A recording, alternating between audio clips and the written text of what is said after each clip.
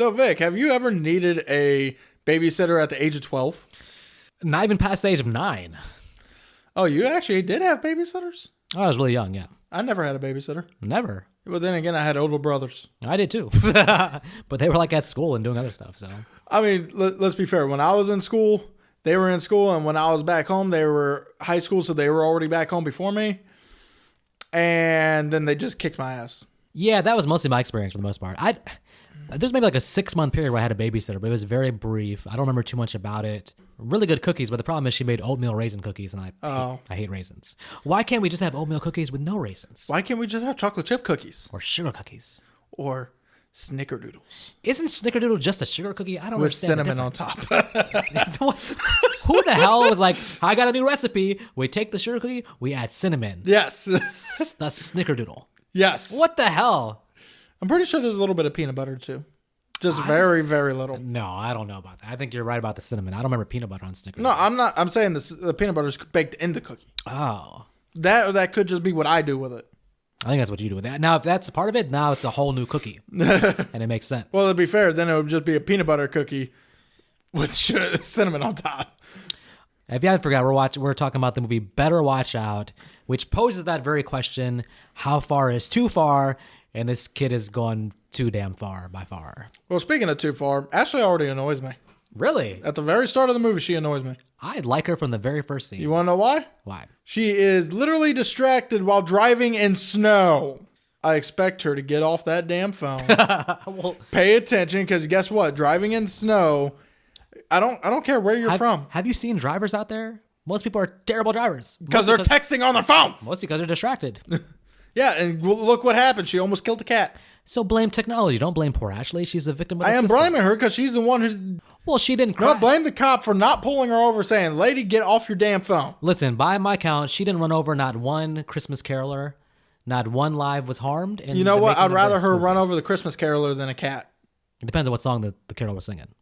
Any song. What? There's some good Christmas songs, man. Name one. Well, you damn. better not say better watch out. You better not cry. Because I'm telling you what. No, I mean, I can't remember the lyrics what of about the like song. the 12 partridges of The 12 Days of Christmas? 12 Days of Christmas, yeah. Yeah, that's a horror movie now. What? Yeah, it's called the Tis the Night Before Christmas. Yeah, well, I don't know who came up with that long ass name. Well, my question is also, it's like, okay, let's go back to one question as well. You mentioned this earlier. The man's 12 years old. And I say the man I was about to say purposely. man. Well, yeah. I mean, apparently, he still needs a babysitter. at 12 years old? Okay, now we can conspire to say that he definitely has convinced his parents that he needs a babysitter so he can spend more time with Ashley. Fair? He could spend more time with her without having to be babysat. How? With their age difference? He goes up to her and goes, let's go. Hey, thank you for pretty much being a second mom to me or a big sister to me. Let's go get some pizza. Let's go get some pizza. Let's go get some pizza. And you think she doesn't say, oh, that's nice, but I'm doing low carbs right now. I can't do it. She's going to think of something. She doesn't look like a girl who needs low carbs. No, she's not. It's an excuse. She doesn't want to eat a pizza with the kid. You never know that. She even said he's a cool kid. Look, I remember. Granted, it's not Samara Weaving from The Babysitter. When you're adults, a 4 or 5 year age difference means nothing. But when you're like 16, like hanging out with a 12-year-old is like literally like not a cool thing to do. I remember a huge difference between like, say, even like 11th graders versus 8th graders. They're all living in different worlds. Yeah, I fought some 11th graders.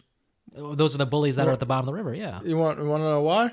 Because actually, they weren't 11th, they were 12th. They stole your lunch money. They tried. They stole your chocolate milk. No. What they did was, so I just got to a school. I did not know this school had a thing where seniors are allowed to cut in front of the junior class. That's not a thing I've ever heard. Well, What kind of apparently, shitty school did you go to? apparently at this school was because also I found out the line I was in was technically only for seniors. They had like 5 different lines at this school. Okay, so you were in the wrong line. Yeah, I didn't know that. I was new to the school. I blame you. Am I the asshole? So I didn't know this, and all of a sudden some guy cut in front of me. I was like, hey, I was standing here first. He comes back and literally just doesn't say a word, just shoves me. Oh, man. He got a headbutt to the gut, and as he was down, I just started wailing on him. My goodness. And then a teacher pulled me off, and I said, get off me. The teacher's like, what are you going to do about it? I will kick you in the shin, and I know that hurts. You are a menace to society. Well, yeah, the teacher did let me go, and then took me to, and then we went to the principal's office. Principal asked what's going on. I was like, this guy cut in front of me. I asked him to move. He shoved me. I beat his ass. Suspended? Yeah, 3 days. Yeah. And then as when I come back, there was a little sign that said seniors only. Well, okay, so you see what I'm saying. There's a huge difference between how older people at that age treat younger people. I think if he asked to go for pizza, she'd have been like, yeah, maybe in a couple years. Now, what I would have done if I was him is played the long game, because he was on good terms with her, and she actually said at the beginning of the movie, she said, I would date you if you were my age. Granted, it could That have means just she does like his personality, but she's clearly aware of the creepiness of the age difference. Or she could just be trying to make him feel good, seeing as how she knows his feelings. This is the last time they're together. Sure, but listen, I mean, they're close enough in age to where if he just rides it out, keeps in touch with her, he gets to age like 19, 20, 21. She'll be 26 and married. No, the age difference wasn't that big. It was 5 years. Yeah, so 19, she'd be 24. She'd probably still be married. What? Okay. I'm about to say, don't ask. People get married at later ages now. Oh, come on. Me and my wife got married at a fairly normal age. What age? How old were you? I was 23. She was 22. That's definitely, I would say, in today's world, that is definitely younger than the norm. Well, let's also go with, in today's world, not many people even want to get married. Well, that's true, too. If they do get married, they're post 30. Okay, maybe she's married, but maybe not. I'm just saying he could have approached her as a 19, 20-year-old.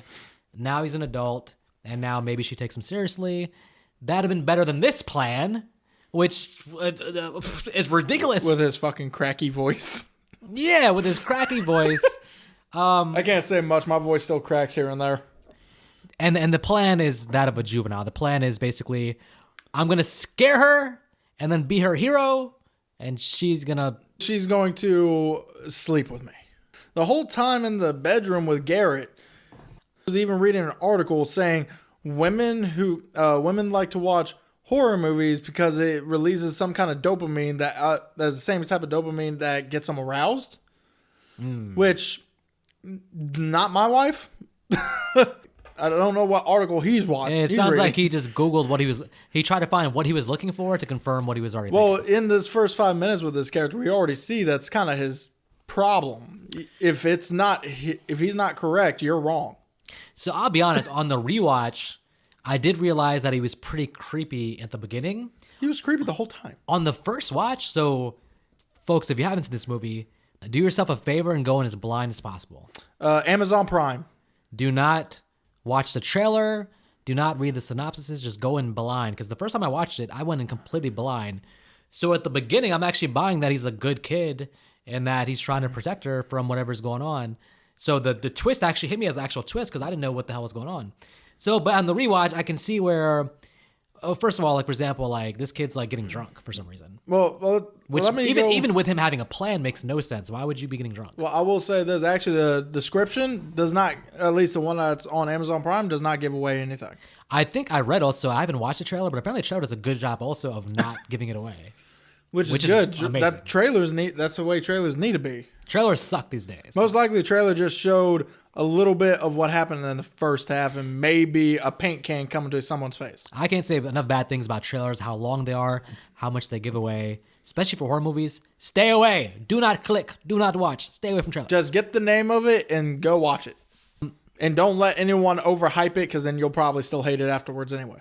But seriously, if you have a plan to do things where you have to be alert and like on the ball, why would you be drinking a bottle and getting drunk? Oh, he's already said that he can drink a whole bottle and be fine. It's Garrett that gets sick from it. But I will say this.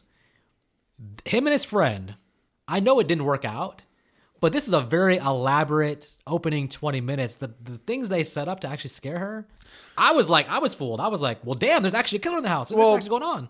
So the whole thing with this movie is later on you find out that even that whole first 30 minutes of the home invasion was all even a ploy just Luke knew about. He had a whole separate thing going on that he even mentioned. No one was going to leave there alive that night. This is in I would say in contention because the original plan, as said, is that his friend isn't on. Is we're gonna scare her. He's thinking when he scares her that she is going to then fall in love with him ish. But also at the same time, the plan was also she was never going to find out Garrett was the one behind the mask. Yeah, because it has to be a real scare. She can't find out that it's Garrett. She has to think that somebody really was trying to attack them and that he had saved the day. I was going to say, but something happens that I still feel like Luke does give her a good amount of credit because she sees what mask the guy's wearing and goes, "That's your mask." So I do. So that was poor planning. Well, I don't know if it was poor planning or if it was meant to be that way because his whole plan was eventually to get everyone killed. But that was his backup plan, in my opinion. That was his plan that if this doesn't work out and she doesn't return the love, then the backup plan is, oh, well, if I can't have you, nobody will. Because around the end, she asks him, "You were never going to let me live." And he goes, "Guilty." The guy she's currently seeing, Ricky. Yeah, he texts Ricky on her phone, "Meet me at a certain time at this house." Not necessarily. Her phone still works afterwards. Well, yeah, it does, but it's not stated when he texts Ricky. It could have been after that. Nope. It was before because Ricky shows up with her phone still in the aquarium. No, okay, now that's interesting. So I'll have to go back and look at that because if that's the case, that definitely supports your theory. Also, how strong is this kid? He slaps her so hard. Yeah. She flies down them stairs. It was a lot of years pent up anger, but he slapped the shit out of her. Right? Oh my! She could have died right there. Oh my gosh! She went flying. Well, let's talk about Garrett for a moment because once Garrett finds out about this, and he actually does react like, dude, what the hell did you just do? Yeah, as a normal person. Well, then he also gets high. So there was some oxy on standby for Garrett, which I think brilliantly by Luke is like, all right, this dude might freak out. We got to calm him down. So gets him on oxy, ties up. He gives him a little too much at this point. Yeah, ties up Ashley. Yep. And starts playing weird music. Starts playing weird music and then does Truth or Dare with her. At this point, even then though, keep in mind, his plan here is still to roofie her. Well, yeah. So his plan is still, he has in his mind that if I roofie her, she's going to forget the entire night.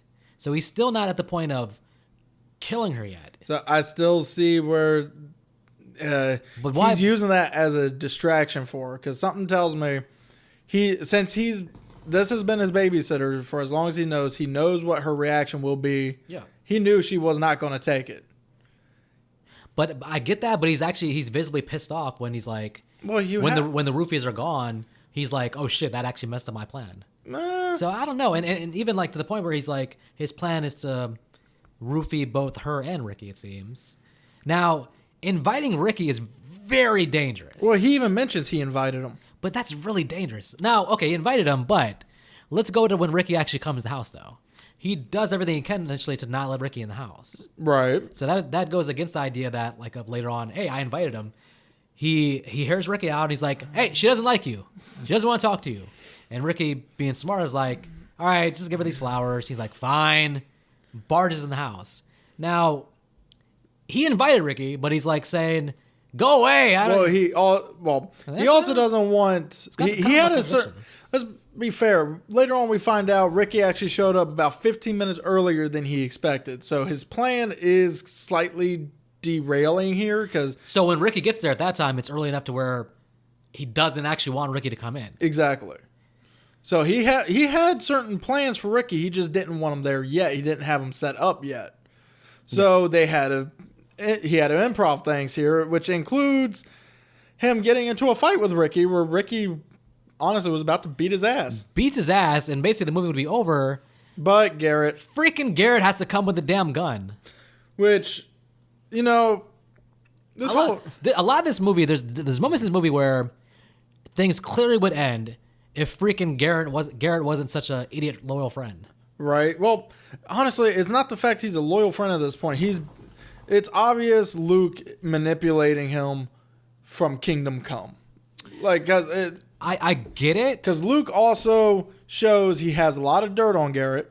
He shows that he is smarter than him, and he's willing to do what is needed. And now Garrett's afraid because eventually he sees that this kid will murder him. Garrett's afraid, but still, at certain points, Luke empowers him with like, "Here, you can hold the weapon." There's several opportunities where Garrett can like be like, "Okay, I can do this in a way where I end this." Well, with this kind of sociopath, he's already screwed Garrett's mind up so much that he knows Garrett's not going to do anything to him. Garrett runs a weird thing where, even though Garrett can physically beat him, in my opinion. and Garrett, he goes through phases where he's like, he's reacting in a way where he realizes how serious this is, but then he's also like, he's surprised. He's like, dude, like, why'd you take it this far? It's like when they kill Ricky, which Garrett was trying to stop. He goes, dude, I believe you. Let's not do this. Because at that point, he's like, okay, whatever else we've done, killing somebody is like a whole different level in terms of how much the punishment's going to be now. Which also, again, tells me more that Luke had this plan. He knew he was going to kill somebody tonight. See, I don't Something know, tells me Garrett was originally not part of that. See, I think he snapped, but maybe it was all planned. But I feel like he snapped into the. It feels like he had this as a. Now, this was a plan, but to me, it was a backup plan. His initial plan is still scare her, do that, hope it works, hope she falls in love. When that doesn't work out, this was like all definitely coordinated. The roofies, the oxy, all that stuff was coordinated for sure. I still, to this day, to this day, I literally only watched this movie twice. I still believe that he had everything planned out because, again, but before the whole seriousness happened, why would he even need to text Ricky if his only plan was to just that's where you disagree though. I feel like he texted Ricky after that. You feel like he did earlier on. He did it earlier on, but even if he texted him after that, why?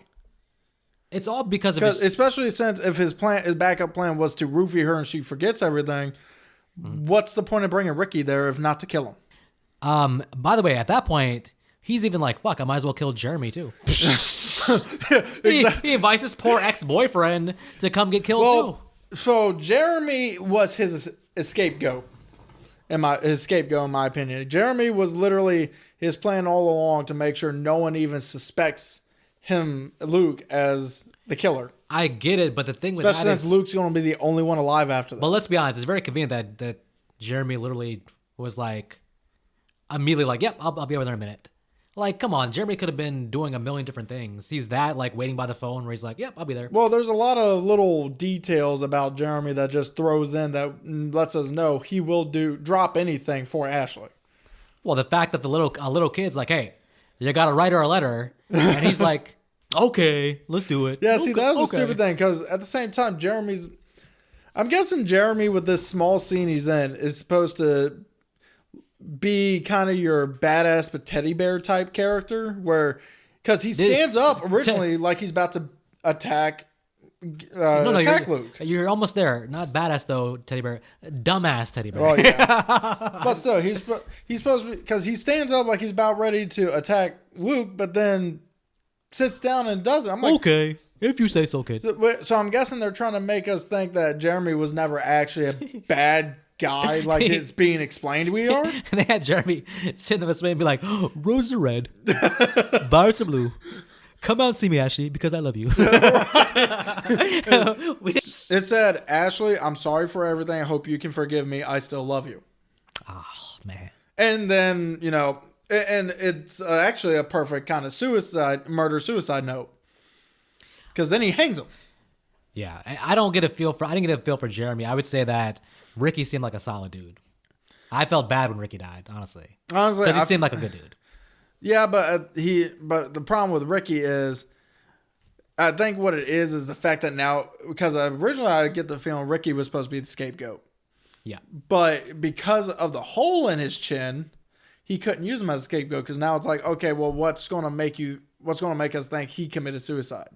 Well, I'm just thinking, why, of all the ways you can kill him, you do the most messy paint bucket to the face, paint and blood all over the floors. Yeah. Why make your life that much harder to like such an elaborate death for him? Well, so we kind of get the reason behind that one earlier, but you got a point on the fact that if he's trying to blame Jeremy for it, what would Jeremy have to give of potentially risking being caught by police at that point to do such an elaborate death? It would just be a gunshot pretty much and done. Yeah, if I was the investigator detective, I'd be like, hold on.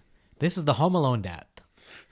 I'm kind of thinking that little kid. Now, I guess we might as well jump in the debate of that they were having. Would this paint bucket thing actually kill somebody? Well, apparently in this one it does. I know it does, but we can just theorize. Okay, so I feel like a paint bucket's hitting you in the face. It's swinging down, so it's probably coming pretty fast, relatively. Yeah, I don't think it would kill him per se. I think it would do a lot of damage to your face, though. It would destroy your face. Though, me personally, I got a hard head. I'm bending my head down and letting it crack my skull. That begs the interesting question. Okay, Ricky's tied to the chair, right? Yes. But he still has his head movements, right? He can do anything he wants with his Well, head. he also... Could he have ducked? He could have at least, like, forced the chair sideways. Because the chair was not stapled to the ground. Yeah. He could have gotten out of that alive. Well, at least until Luke did something else. If I know that's coming, I'm just at least doing everything I can to tilt sideways, do something. He's going to just be like, yep, taking it right in the face, gonna sit there perfectly steady. Like, because maybe if the paint bucket misses that first time, maybe they're just like, no, let's do something else. Right. Well, yeah, they would have done something else. Because now we find out that the gun's also not loaded, which the whole time when fucking this kid had the gun in his hand, I was sitting there screaming at the screen, stop, because he kept putting the barrel to his face with his finger on the trigger. Now, I'm assuming that's supposed to show us he's not afraid of the gun, which should probably tell us, hey, gun's not loaded. Yeah. But my whole time watching this is, get your finger off the trigger or blow your fucking head off. Right. Because that is starting, because me being prior military, the whole gun safety bit is kind of beating into my head. That's just pissing me off, him having the gun barrel under his chin, up to his cheek, next to his eye, finger on the triggers. Like, kid, all you need is one itchy finger and you're going to die. What if he went out like the dude at the end of Surviving the Game? Poof. just disappears into the... No, not even his whole body, just the head poofs. Teleported somewhere. So, okay, now when she tries to escape here, now this is again where this is my height of frustration with Garrett. She only doesn't get away because Garrett slows her down for like 2 minutes. And at this point, I feel like Garrett has an easy out. She's escaping. Garrett, you can pretend like you're trying to stop her, but then do in a way of like, I'm going to let her get away and then move the fuck out of there. Garrett tries his hardest to actually stop her. Motherfucker, you just like, you doom both of you. And and this scene was where I lose my last bit of sympathy for Garrett. Because now he's too far. He's really like legitimately an accomplice. He's helping this thing go down now. Yeah, and then, she does get away from Garrett, but, by then Luke's had enough time to go up, grab the brick, move around to the side of the house because he knew Garrett was going to fail, and then chuck the brick at her forehead. Now, riddle me this. Riddle me this, Batman. How did the brick break in half? Not only that. She must have a hard head. No. I watched his back. She's moving very fast. He's throwing a brick at a moving target and hits her perfectly in the face. That wasn't going to be an easy throw and hit. She's running fast. Me personally, at first, watching it, I thought he just like was waiting and dropped the brick at the right time and it smacked her in the head as she jumped down there. But then he just automatically appeared right next to her. So I'm like, okay, so he couldn't have been like on the second floor of the house. No. He had to have been like right there at the bushes. But that's like extremely good luck and aim to hit a moving target with your hands throwing something. Especially something as heavy as a brick. Extremely difficult. And if he misses, she's free. Especially for the scrawny ass kid. Yeah, that I would have liked it better if it was something like something where he's aiming something like a gun or something. Mm-hmm. Even then, a moving target is well. To be honest with you, after the whole gun has no bullets, let's face it, she was not going to believe he had bullets in his gun, and I think he wanted to torture her more than to just shoot her. Again, granted, he shot the shit out of Garrett. Well, so let's talk about that one real quick. That was my first watch. I was shocked. I didn't think he would go that far to shoot his friend. Well, how about we talk about that real quick? Because this really goes through the whole him framing Jeremy scene. When did Jeremy... I mean, I guess technically Jeremy had to have been inside the house at some point to do everything. But At what point would Jeremy have gone into your parents' room to grab your father's hunting shotgun? Yeah, that's Especially since if he had the shotgun, why would he need to use the paint cans to kill Ricky? Yeah. Because you can't sit there and say, well, I guess with Luke's cover story, he was asleep the whole time. I don't know if Luke thought of all the angles because, yeah, he made this very difficult for himself to cover this up. Right. And then there's then during the cover up, I've noticed, besides the shotgun thing, I just now thought of. But there was actually 2 other angles I just thought of that does not go good for Luke. Mm-hmm. Now, granted, as a murder-suicide, most likely no one's going to look into it. But once Ashley, who we learn survives, tells the story, there's 2 things going against him. He, in order to hide the whole pencil stabbing bit, he then had to grab another pencil to stick in the hole so he can explain that, so that can be explained, but he used it with his bare hands and then dropped it in paint. Sorry, paint doesn't get away fingerprints. I get it, but we got to remember, this is probably like Deputy Dewey investigating local town sheriff or something. It's not like I don't know if the forensic team from CSI is coming in there. So. I don't think it's forensic team from CSI, but I'm sorry, something tells me they're probably on the outskirts of a big city. If I'm this kid, I'm blaming Michael Myers. Listen. Well, he killed him with a pencil, John Wick. John Wick doesn't kill innocent people in the suburban. That's what I'm saying. Michael Myers. According to him, Ricky wasn't but then we go with the shotgun.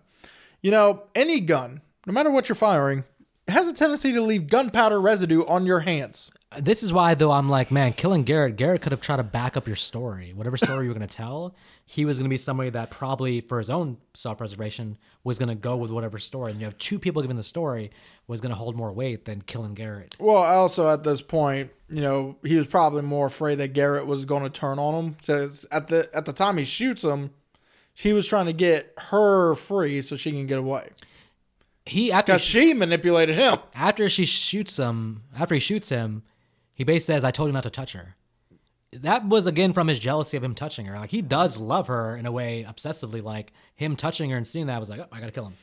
But what do you think about him actually showing remorse after shooting him? I know he's a sociopath, but he seems to cry for a second before convincing himself he was starting to annoy me anyways. Nah, Was that genuine emotion? Not really. Even a sociopath can feel. Because notice how when he was losing his mind, Garrett was technically alive and looking at him. And then the minute he kills Garrett fully, that's when his whole facade dropped. Yeah. He was just like, you were annoying me anyway, which tells me the whole him crying and yelling at Garrett, that was for Garrett. That was him still trying to convince Garrett that, you were my friend and now Garrett. I don't know, but after he kills him, that's when he's like, fuck you. Like, he's really, all the shouting and crying is mostly after he's already shot Garrett. Yeah, well, like I said. I think it was genuine. He's still a little kid. He's probably 95% sociopath, but I think the 5% of human being came out there. Now that gets into him killing Garrett invites another thing too. One of the frustrations people have with this movie, I think, is that this character is so hateable, so despicable, that by this point in the movie, you're like, okay,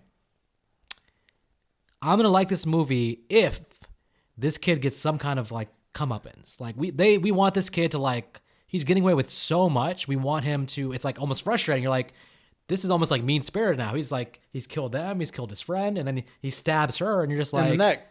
Yeah. And you're just like, God, like, well, damn, man, this kid's going to get away with it. Let's face it. He does somewhat get his comeuppance because in his mind, he's the smartest. No one can outsmart him. No one can beat him at his own game. Yep. And here she is, still alive, and the middle finger is saying, you're not as smart as you think you are. Which does, in his mind, demasculates him, in a sense. It shows him he's not as untouchable as he wants to believe he is. Yeah, but I want the kid to have his head explode, thrown off a roof. This ain't that kind of movie, my guy. His fingers snap back, where this kid needs to suffer for what he's done in this movie, and we didn't get that. He's probably in jail now. I don't know.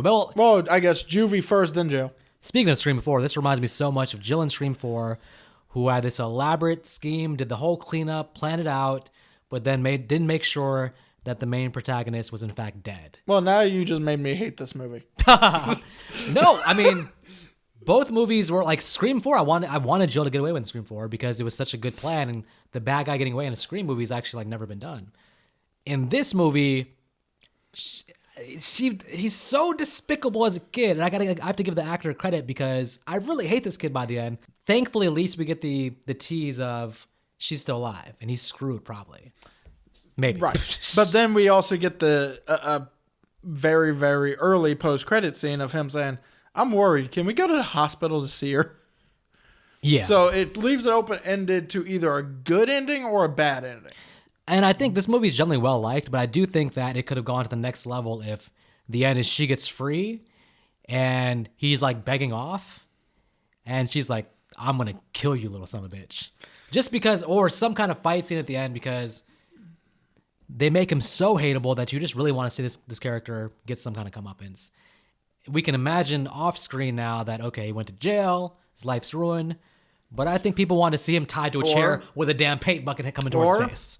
He gets there, he actually finds a way to get her alone, and then shoots air into her IV, which causes an aneurysm.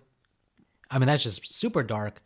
I'm just saying the movie. I'm just saying there's two possibilities this movie ends. I know. I'm just saying the movie is kind of mean-spirited, though, in terms of like, just it's basically the good guys in this movie all just get tortured, killed, basically. We see a brief hint at the end of the bad guy maybe getting his comeuppance. But also, let's go with most likely, unless he goes there when she's out, like unconscious still, the minute he shows up, she's going to be like, get him the fuck out of here, which means he's not going to be able to have a chance to go at her. No, I don't think he has any chance of actually going to the hospital and doing anything because he would be probably there with his parents. And his parents are very, well, at least his mom is very overbearing. Mm-hmm. She'd be all over him. There's no telling by that time that Ashley hasn't already told people at the hospital what was going on. She's probably, as soon as she gets a chance to talk, she's going to be telling them what happened. Also, the fact that she flicked him off in the house, did no one see her flick anyone off? Because you would think, oh, she's flicking someone off. That she must be trying to tell us who the killer is. Yeah, nobody looks up to the top of the house. Nobody picked up on that at all. Yeah, and of course he's just sitting there, his face getting all serious, like, fuck. And so the director hinted at the idea that he wants to do a sequel. And the thing is, a sequel would have been great if it could have picked up at that moment. Because then you see the aftermath. Now with the time difference, because obviously the kid actor has gotten a lot older now. Yeah, he's 21 now. She is 25. You almost have to do something like maybe the kid went to jail and now he's coming out of jail. I can see where you can do a sequel, but it's going to be different. And it's going to rely on the kid actor being a good adult actor now too, which I haven't seen him in anything lately. But well, that could also be why there hasn't been a sequel. Maybe he doesn't want to act. So oddly enough, the girl Ashley and the kid that plays Garrett, they're both in this M. Night Shyamalan movie called The Visit. Oh yeah, and they play siblings. Yeah, and I know what it is. Oh well, I haven't seen it, but picture this: you go to a random royal house in the middle of nowhere to visit grandparents you've never seen before. And they both turn out to be insane. Yes. And they try to kill you. Yes. And now it's a found footage movie. What? Even though you survive. No interest. And also, and the twist is they're not actually your grandparents. Your grandparents are actually in the basement rotting. Yep, no interest. Yeah, that's The Visit. I will not be visiting that film. It's M. Night Shyamalan. I'm sorry. His stuff has not been good since, I think it was Unbreakable was the last movie that came out that was good, besides Split, but Split don't count because he had that script written a long time ago. Well, he kind of messed up Split with his Glass movie, which was a sequel to Split and Unbreakable. And yeah. Terrible. But anyways, yeah. But still, I mean, I'd still be curious to see a sequel to see what they do with it. Only because I agree if there's a sequel where you can see this character get some kind of comeuppance on screen, I'd be okay with that. Wait a minute, this movie came out in 2016, right? Yeah. When did Babysitter come out? A couple years after this. Because besides the after this, okay, because besides the whole Christmas backdrop, because I saw Babysitter first. Yeah. besides the whole Christmas backdrop, this movie's pretty much the opposite of Babysitter. Oh, they're a great double feature. You can watch those back to back, and you got the more traditional Babysitter's Evil, Right. and then you got this being the kid terrorizing the babysitter. I think this was imagined as like a reverse Home Alone, or I guess, well, They had one Home Alone. actually scene. in Home Alone, the kid is actually pretty terrorizing himself also. Shit, we just did 2 movies that had Home Alone references. Is that trying why- to tell us something? That's why it's one of the most celebrated Christmas movies of all time. Is Not for us to review Home Alone. I think it's trying to tell us something. Don't leave your kid home alone. Twice in the case of Home Alone, let him get lost in New York in the sequel. So, don't worry, some bird lady will come and save him no matter what happens. Well, he eventually helps Bird Lady. Well, I guess so. Doesn't he give her money or something? No, I forgot. no, he doesn't get her money. Gives her cheeseburger. He never sees her again. I think for me, the movie's a solid 2.5 stars. On the first watch of it, I think the movie's extremely engaging. I like the actress who played Ashley. I like her character. I don't like the character of Luke, but it's because I hate his character so much, which means that the actor did a great job of making me hate him. It's just one of the most despicable horror characters, one of the best acting in a horror movie things I've seen from a kid. Truly defined sociopathic tendencies. It's not a movie you necessarily want to rewatch over and over again. You want to get as much as you can out of that first experience. Maybe go back a second time just to get those theories that we're talking about, like, was it all planned? Was it not planned? Was he on the fly? But overall, it's a unique movie. It's different than other horror movies. It's definitely different from other babysitter-related movies. So I'm going to give it a solid 2.5 stars. Definitely worth the watch. And that kid was too old to have the babysitter, for sure. And for me, you know what? I gotta go lower than that with mine before Vic. For me, it's a 2. The characters are great. The movie concept is actually really good, and the execution is pretty good. However, the reason I give it a 2 is I'm one of those people who likes my movies to be rewatched. And this movie, this being my second time, honestly, I'm not gonna watch it again. Once you knew the twist and all that. Yeah, the movie is actually really bland on your second watch. I don't see how I personally can't. Well, if see a sequel anyone. comes out, though, I'm sure. Sequel comes out, I'll probably rewatch it to kind of get some info back. But I'm also pretty good at remembering movies. So overall, I give this movie a 2. It's a great watch the first time, not so much the second. 2 for you is really like 2.5 for me, anyways. Though, so you Nick's always on a curve there. You are the curve. All right, folks. Anyways, that is going to be the end of our Christmas month. And you know what's next month?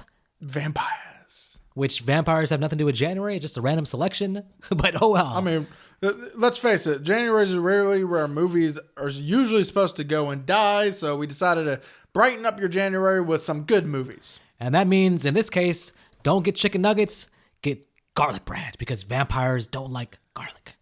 Or in this case, just put some garlic in your chicken wings. Oh, get garlic Parmesan wings. Yes. There we go. That's a happy solution, but not from Hooters, though. Get them from some place that has quality wings. What's wrong with Hooters? Hooters has a nice... Buffalo Wild Wings. No. Last time I was there, they overcooked my wings. Wingstop. No. Last time I was there, they didn't taste good. Frozen wings from Walmart. Give me something. Fuck no. All right. Maybe, I don't know. Hooters wings gotta try them again, I guess. But anyways, folks, we'll see ya next month on the undead side of vampires. Also, Virginia Madsen was in this movie. And there was the father was very creepy, Yes. hitting on the babysitter from the very first moment she enters. Especially since she's 17. He's like 40-something. But and also right in front of his wife. His And wife's staring at it. He was staring not daggers. He was staring hearts into her. Now I'm understanding where this little kid's actually getting it from. terrible parenting. Folks, be a good parent. Yeah, don't let Candyman get your kid.